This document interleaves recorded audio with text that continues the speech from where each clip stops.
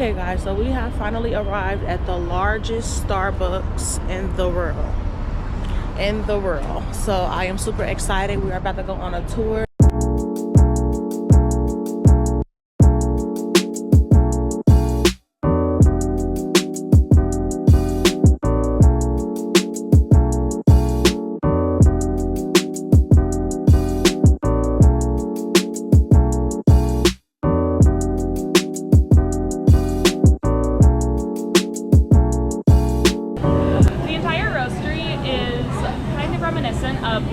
Chocolate factory crossed with like an Italian coffee house, and so you have elements of both in everything. You see the very engineered design of the space with all of these tubings, moving parts, but you also have nods to Italy, which is where all of this happens. So our clapperboard over here, if you've ever been to Italy, you might take a lot of trains, and the clapperboard is how you would find which train you're going on.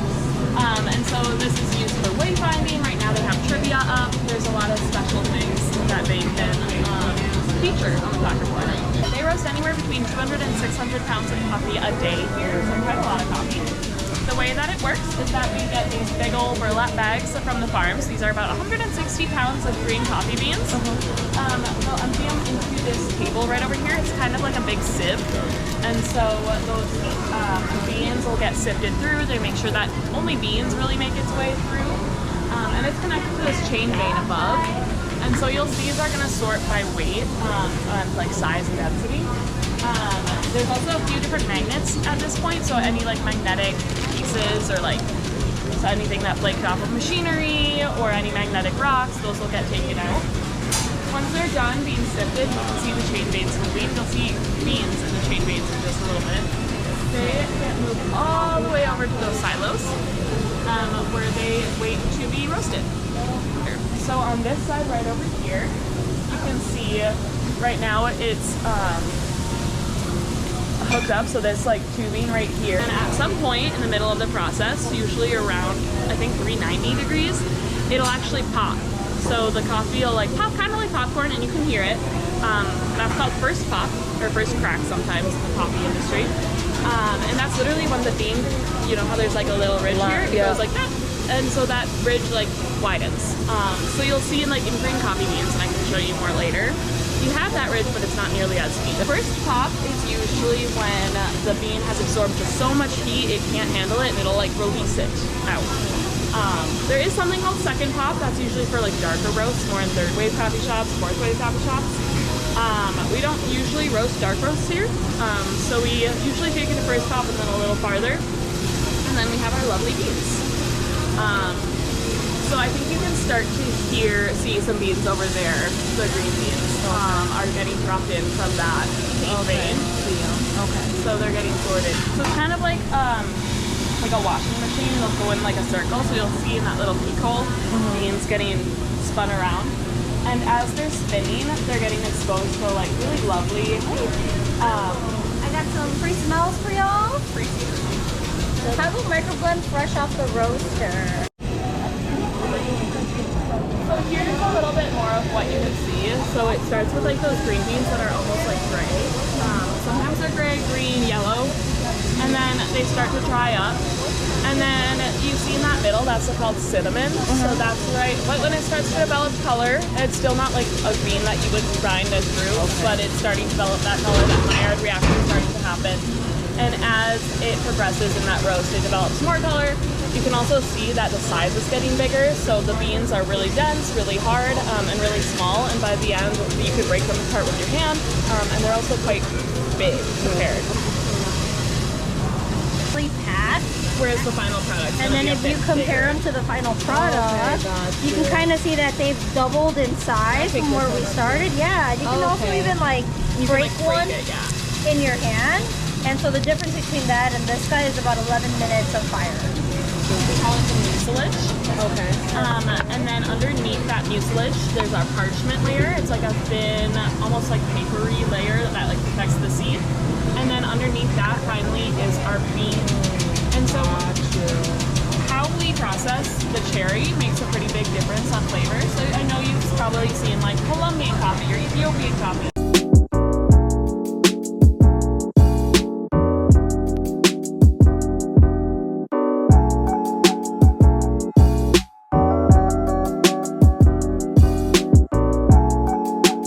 this is another way to bring some whimsy and the design elements into the space. And so this moves food from our second floor, which is our reserve bakery, down to our first floor. This whole thing is actually, you can open it up and pull trays out down here, and you'll see the top of that on the second floor. Full circle, and it's a nice way to connect the floors these days. And so each coffee that we have at the roastery gets its own coffee card. And so the Chicago microblend, for example, features elements of Chicago on the card, but each card usually represents the coffee itself. So on this card you can see like the train lines, you can see the skyline, the Chicago stars, which is a cute little element, the coffee cherries. And if you flip it over, all of our coffee cards are going to have the name, the tasting notes at the top. So this one is rose aromatics and a few other tasting notes. Some information about the coffee, and then the roast level, traceability, which you can scan on the QR code. So this is a medium roast. Unlike a lot of our other coffees, this is a blend. Everything else is a single origin. If I grab our Indonesia, for example, it's gonna be probably a fruitier coffee. So this is where beans can be stored. There are various mechanical elements, so they can like sprinkle beans from that column there.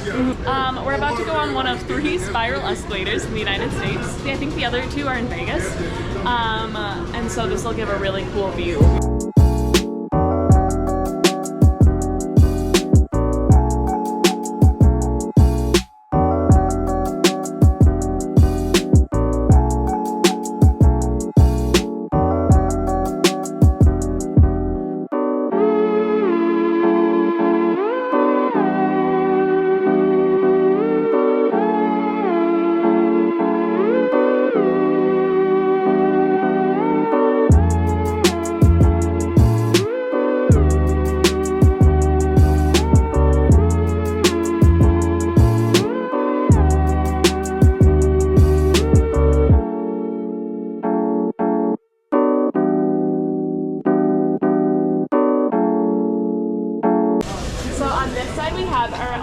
Bakers who are the heart and soul of the roastery. And so they'll bake everything in our German ovens, and then they'll finish it. So you see over there people making pizzas, finishing cornettis, and then they'll serve it to the front, and that's where our baristas take over. So here you'll also get like food that you might not get at your neighborhood Starbucks. So similar to how our drink menus is slightly different, here you can get Sicilian style pizzas, for example, which are those really thick pizzas. You can hear. Hey Daniel, what's your favorite food item here? Oh, the double ganache brownie. The double ganache brownie. I'm a fan of chocolate.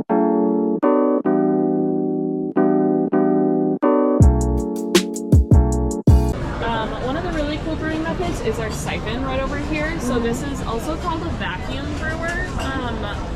The way that it works is that we have these like halogen light bulbs underneath, and so water in that bottom bulb, as it starts to heat up, it's sealed with that gasket.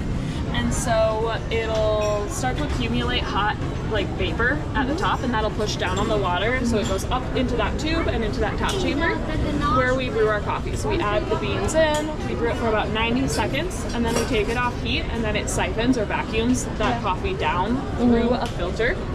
We have like a little filter that we attach to it when we brew, and into that bottom bulb. It produces a really like light-bodied, almost tea-like cup of coffee, so a lot of people who aren't really like big, bold black coffee drinkers really like this brewing method. Super popular in Asia specifically, so when I was in Tokyo, you would see like billboards for it. Over here is the top of our cask. Our star R is the symbol of Simon Retail, which is where the reserves and the roasteries sit under at Starbucks.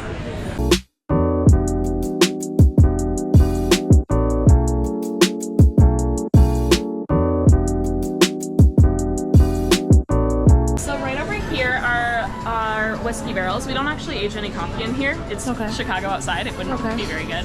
But we have coffee that's aged in used whiskey barrels. So by law, whiskey can't be made in the same barrel twice. It has to be a fresh barrel every single time to be considered whiskey.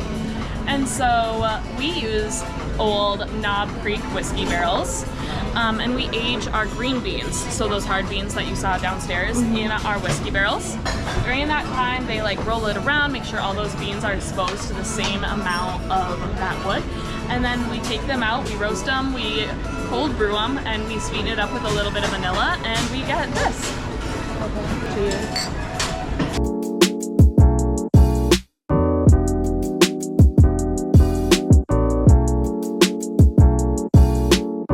She's holding a sprig of or a branch of coffee cherries, and that's actually how they grow. They grow clustered like that.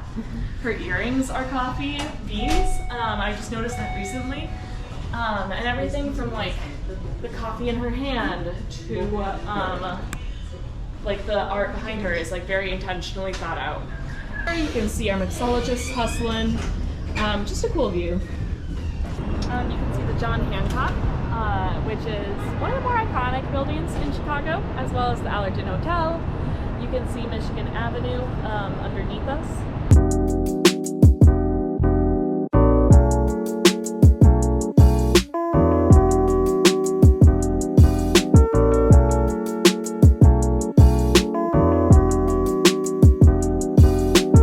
So first I'm going to bloom our coffee. So I'm just going to add between 80 and 100 grams of water. And so I mentioned earlier that gas builds up when we roast coffee, and we love to see that gas in when we brew, but it's not something you really want to have in your final product. So by blooming our coffee, you can see gas is like bubbling up, like almost like videos of lava. So now that I'm adding water, you can see all those bubbles forming, and they're much smaller than they would be otherwise. So we're not seeing these really big bubbles, we're more seeing this like really lovely thin layer of like golden bubbles. So I'm gonna do 2 passes. My first pass I like to focus on the outside of this brew, and then my second pass I like to focus on the inside, and that's just gonna get a better extraction. So yeah, this is exactly what we wanna see, those like really beautiful golden bubbles.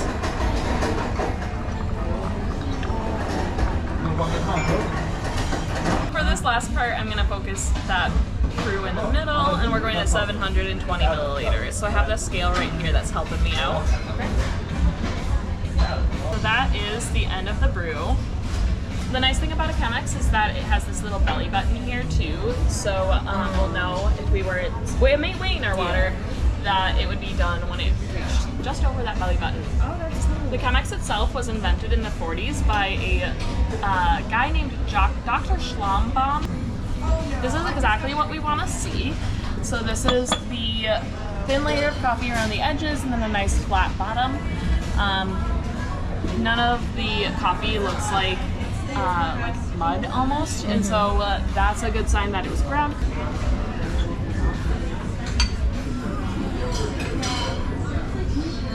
There you go. Alright, so wine and coffee are very similar in a lot of its steps. So the very first step of our coffee tasting today is going to be to smell our coffee. So go ahead and smell that.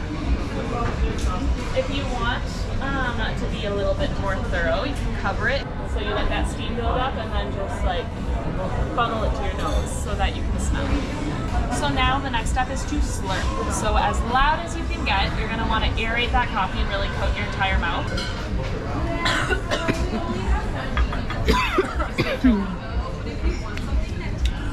It's bitter. So now that we've slurped,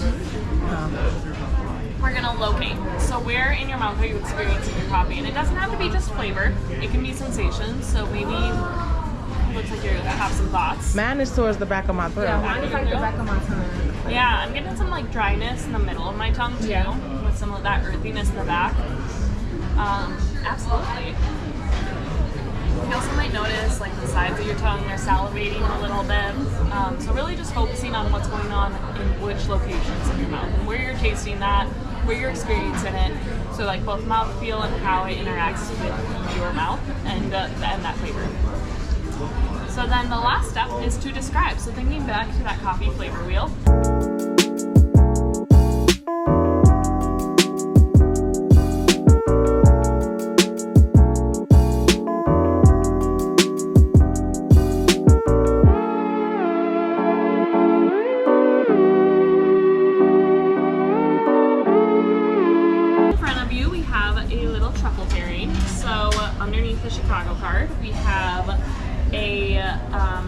chocolate lemon at the very top, and then a milk chocolate hazelnut.